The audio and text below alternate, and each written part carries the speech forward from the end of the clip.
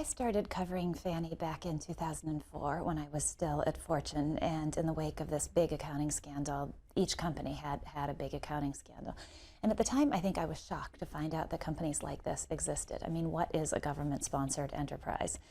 And what a government-sponsored enterprise in this case is Fannie was created back in the wake of the Depression by Roosevelt in order to help make homeownership more widely available. And the idea was that if you had this institution that could buy up the loans that banks, lenders had made, then that would free those lenders to go out and make more loans because they wouldn't have to worry that their capital was all tied up in the loan they had made.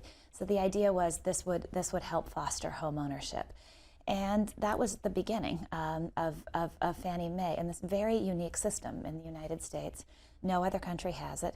No other country has a 30-year fixed rate, fully prepayable mortgage either, the way we do. And most people credit that to the existence of Fannie and Freddie.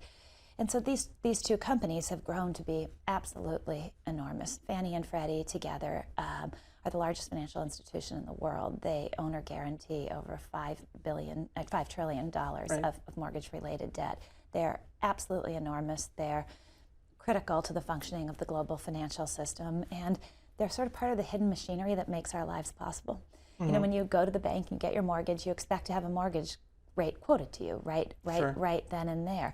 And for decades, Fannie in particular has been part of what has made that function seamlessly.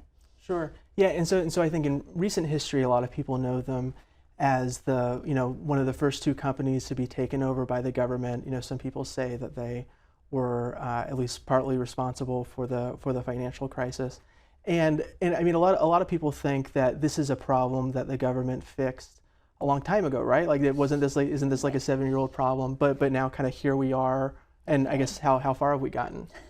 We haven't gotten anywhere. That's part of the problem. So the idea was there was the silver lining in the global financial crisis, right? I guess I should back up a little bit. You're exactly right. They were the first two companies that were. I guess there was Bear Stearns first, but then Fannie, but was sort of bailed out by J.P. Morgan in a sort of private transaction, right? Fannie and Freddie were put into this state called conservatorship, where they're supported by a line of credit from the Treasury and effectively managed by a government agency. And when they were taken over in the fall of 2008, the idea was this would be temporary. Conservatorship was supposed to be temporary.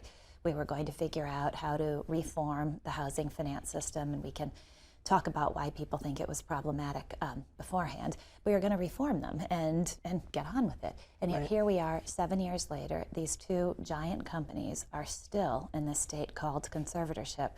And this big public policy question, what do we want housing finance to be like, is still totally unresolved. I think that's an issue for every American with a mortgage. It's an issue for every American who has wealth tied up in a house. It's an issue for every investor because these $5 trillion of securities move through the global financial system like water. They're everywhere. If there's a change in the value of these securities or a lack of confidence in them, that will have global economic ripple effects.